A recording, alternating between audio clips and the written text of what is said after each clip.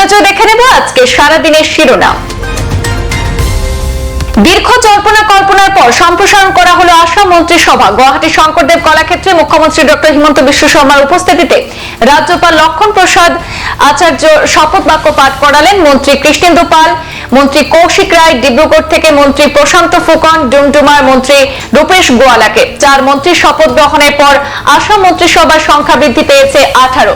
বাংলাতে শপথ গ্রহণ করেছেন কৃষ্ণেন্দু পাল এবং হিন্দিতে শপথ গ্রহণ করেছেন বিধায়ক কৌশিক রায়। আগামী সোমবার বন্টন করা হবে দপ্তর, জানালেন মুখ্যমন্ত্রী ডক্টর হিমন্ত বিশ্ব শর্মা। প্রত্যাশা পূরণ পাথারকান্দিবাসীর। বাজারে ছোড়া ইচ্ছাবিলের জনসভায় দেওয়া প্রতিশ্রুতি রাখলেন মুখ্যমন্ত্রী। 2016 সালে প্রথমবার বিধায়ক, 2021 সালে দ্বিতীয়বার বিধায়ক এবং 2024 সালে ক্যাবিনেট মন্ত্রী হলেন কৃষ্ণেন্দু পাল। মন্ত্রী কৃষ্ণেন্দু পালের শপথ গ্রহণের মধ্য দিয়ে আসাম মন্ত্রিসভা স্থান লাভের প্রত্যাশা পূরণ পাথারকান্দিবাসীর।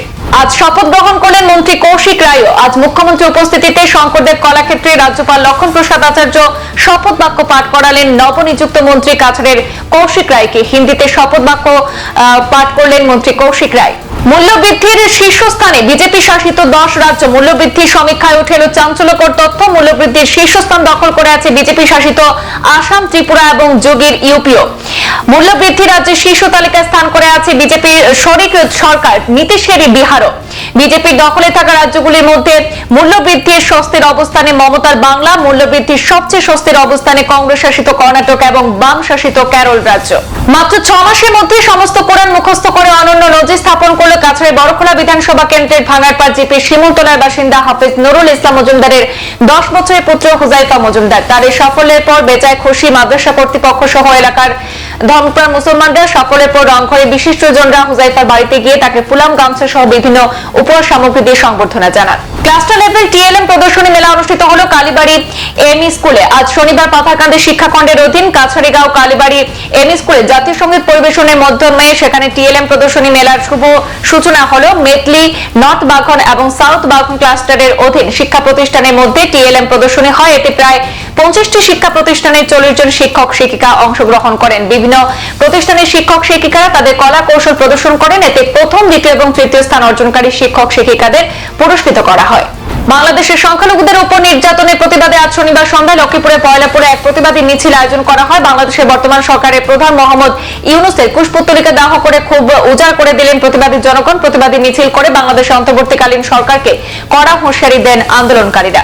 সোনাই 4 দিনের ঠাসা কার্যসূচির মাধ্যমে বহু প্রকল্পের শিলান্যাস এবং উদ্বোধন করেন বিধায়ক করিমউদ্দিন বড়ভূঁইয়া ওরফে সাজু। শনিবার প্রথমে কৃষ্ণপুর জিপির ধামালি গ্রামে মডেল অঙ্গনওয়াড়ি সেন্টারে উদ্বোধন করলেন তিনি। এরপর এম মেরিমাধম এম স্কুলে সেখানে অতিরিক্ত ক্লাসরুমের ফিতা কেটে উদ্বোধন করলেন সোনাই বিধায়ক। পরে ধারাবাহিকভাবে ধামালি, কাবুগঞ্জ, সাতকড়াকান্দি এবং ডুমনিপাড়ে 4 কোটি টাকা ব্যয়ে 4টি রাস্তার কাজের শিলান্যাস করলেন।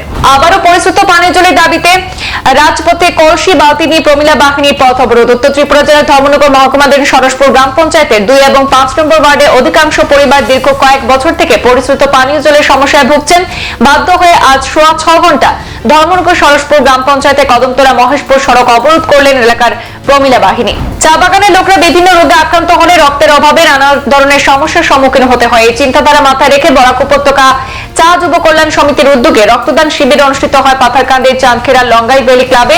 পাথারকান্দি সমষ্টির 18টি চা বাগান থেকে প্রায় 30 জনেরও অধিক লোক এই রক্তদান শিবিরে স্বেচ্ছায় রক্তদান করেছেন। আজ বাংলাদেশ দূতাবাস ঘেরাও কর্মসূচি দিল্লিতে। বাংলাদেশ সংখ্যালঘুদের উপর অত্যাচারের ঘটনার প্রতিবাদে আগামী 10 ডিসেম্বর মঙ্গলবার দিল্লিতে অবস্থিত সেই দেশের দূতাবাস ঘেরাওয়ের সিদ্ধান্ত নিল সিভিল সোসাইটি অব দিল্লি নামে একটি সংগঠন। মূলত আরএসএস এর ছাতার তলায় প্রায় সিভিল সোসাইটি সব দিল্লি ছাড়াও 200টির সংগঠন এই ধরনের অংশ নিতে চলেছে। তাৎপর্যপূর্ণ এই বিক্ষোভের আগের দিন বাংলাদেশ সফরে যাচ্ছেন বিদেশ সচিব বিক্রম মিস্ত্রি। প্রাতঃ ভ্রমণে বেরিয়ে দুষ্কৃতীদের গুলিতে মৃত্যু হলো এক ব্যবসায়ী। দিল্লির রাস্তায় প্রকাশ্যে তাকে গুলি করা হয়েছে বলে অভিযোগ। তিনি রাস্তা দিয়ে হেঁটে যাচ্ছিলেন। বাইকে করে 2 জন দুষ্কৃতী পেছন দিক থেকে তাকে লক্ষ্য করে গুলি চালায়। পরপর 7 থেকে 8 রাউন্ড গুলি চালানো হয়েছে। পুলিশ জানিয়েছে 3 থেকে 4টি গুলি ব্যবসায়ীর শরীরে বিদ্ধ হয়েছে। হাসপাতালে যাওয়ার পথে তার মৃত্যু হয়। ঘটনাটি ঘটেছে উত্তর পূর্ব দিল্লির শাহদরা এলাকার ঘটনা। মহারাষ্ট্র বিধানসভা 3 দিনে বিশেষ অধিবেশন শুরু হলো আজ শনিবার থেকে। আর গোড়াতে অধিবেশন বয়কট করে মুখ্যমন্ত্রী দেবেন্দ্র ফডনবিসকে অসহযোগিতার বার্তা দিলেন বিরোধী উদ্ধব সেনা, কংগ্রেস, এনসিপি, শরদে জোট মহাবিকাশ আঘাড়ির বিধায়করা। বিধানসভা ভবনের বাইরে ছত্রপতি শিবাজীর মূর্তির তলায় জড়ো হয়ে নতুন সরকারকে অগণতান্ত্রিক পদ্ধতিতে নির্বাচিত বলে চিহ্নিত করেন তারা। বিমানবন্দরগুলির নিরাপত্তা আরো বৃদ্ধি করতে পদক্ষেপ নিল সিআইএএসএফ। এই আধা সেনা বাহিনীর বিমানবন্দর নিরাপত্তা শাখা চালু করেছে কোয়ালিটি কন্ট্রোল ইউনিট। সম্প্রতি বোমা রাখার ভুয়ো তথ্য ছড়ানোর জেরে বিঘ্নিত হয়েছে বেশ কিছু বিমানের স্বাভাবিক পরিষেবা। তা নিয়ে উদ্বিগ্ন কেন্দ্র এই কড়া আইন চালু করতে চলেছে, যার জন্য বিমানবন্দর নিরাপত্তা শাখায় চালু করা হয়েছে বিশেষ ইউনিট। দেশের বিমানবন্দরগুলিতে বিশ্বমানের নিরাপত্তা এবং প্রযুক্তিগত সুবিধা দিতে এই ইউনিটের গুরুত্বপূর্ণ ভূমিকা থাকবে বলে জানানো হয়েছে। সড়ক দুর্ঘটনায় একসঙ্গে মৃত্যু হলো 5 বন্ধুর। শনিবার দুর্ঘটনাটি ঘটেছে তেলেঙ্গানার ইয়ারাগিরিগুট্টার পুচমপল্লী থানা এলাকায়। সেখানে 6 বন্ধু মিলে ভোরে কোঠাগুডেম থেকে পুচমপল্লীতে আসার পথে রাস্তায় বাঁক নিতে সময় নিয়ন্ত্রণ হারিয়ে ফেলে চালক। রাস্তার পাশেই রয়েছে একটি হ্রদ এবং সেখানে গাড়িটি সোজা গিয়ে আছড়ে পড়ে হ্রদের জলে। গাড়ির জানালা কাঁচ ভেঙে কোন রকমে একজন বেরিয়ে এলেও বাকিরা পারেননি। গাড়ি সমেত হ্রদের জলে ডুবে মৃত্যু হয় 5 বন্ধুর।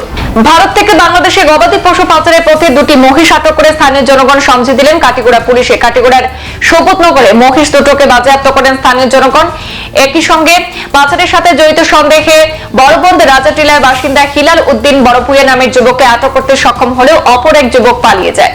কাটিগড়া চেরাগি বাজার এবং বদরপুরের সঙ্গে সংযোগ রক্ষাকারী লাটিমারা ফেরিঘাটের উভয় পারে 2টি অ্যাপ্রোচ রোড তৈরি করার দাবি উত্থাপন করা হয়েছে অভ্যন্তরীণ জল পরিবহন বিভাগের সঞ্চালকের কাছে। শনিবার বিভাগীয় সঞ্চালক সুস্মিতা কাপ্তি কাটিগড়া চেরাগি বাজারে লাটিমারা ফেরিঘাটে হাজির হয়ে বিভাগীয় অন্যান্য কর্মকর্তাদের নিয়ে ফেরিঘাটের লেসি তাজউদ্দিন মজুমদারের ডাকে সাড়া দিয়ে সরজমিন খতিয়ে দেখে যান সুস্মিতা কাপ্তি।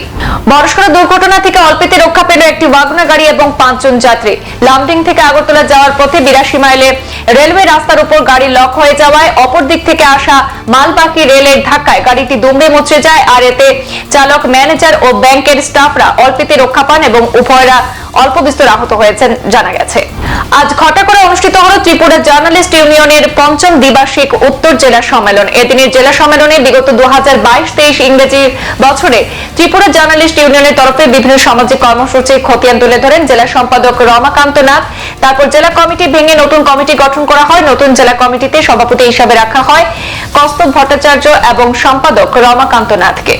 শিলচর রংপুরে আসাম যুব পরিষদের সদস্যভুক্তি সভা উন্নয়নমূলক কাজে অঙ্গীকারের কথা ব্যক্ত করলেন জেলা সভাপতি সৌরভ। এই অঞ্চলে তরুণ তরুণী থেকে শুরু করে সর্বস্তরের জনগণের কল্যাণে আরো বেশি করে ইতিবাচক ভূমিকা পালন করার কথা ব্যক্ত করলো আসাম যুব পরিষদ। রংপুর 4র্থ খণ্ডে এই কর্মসূচিতে 85 জন আনুষ্ঠানিকভাবে অসম গণপরিষদের ভাতৃ সংগঠন অসম যুব পরিষদের সদস্যপদ গ্রহণ করে। শনিবার থেকে শুরু হলো বহু প্রতীক্ষিত উত্তর ত্রিপুরা জেলার ধর্মনগর পুর পরিষদ পরিচালিত খেলো ধর্মনগর সিজন 2। এদিন বিবিআই স্কুল মাঠে খেলো ধর্মনগর 2024 সিজন 2 ঘটা করে শুভ উদ্বোধন করলেন রাজ্য সরকারের ক্রীড়া দপ্তরের মন্ত্রী টিঙ্কু রায়। খেলো ধর্মনগর সিজন 2-র 33টি ইভেন্টে 1 মাস ব্যাপী খেলা রয়েছে। বিভিন্ন ইভেন্টে অংশগ্রহণ করবেন ধর্মনগর মহকুমার খেলোয়াড়রা। তাছাড়া শিশুদের জন্য রয়েছে নানা আকর্ষণীয় খেলা, রয়েছে বৃদ্ধ মহিলাদের জন্য লুডো সহ অন্যান্য খেলা। শিরোনাম এই পর্যন্ত। বিস্তারিত খবর পেতে অবশ্যই চোখ রাখুন পূর্বাঞ্চল প্রতিদিনে। ধন্যবাদ।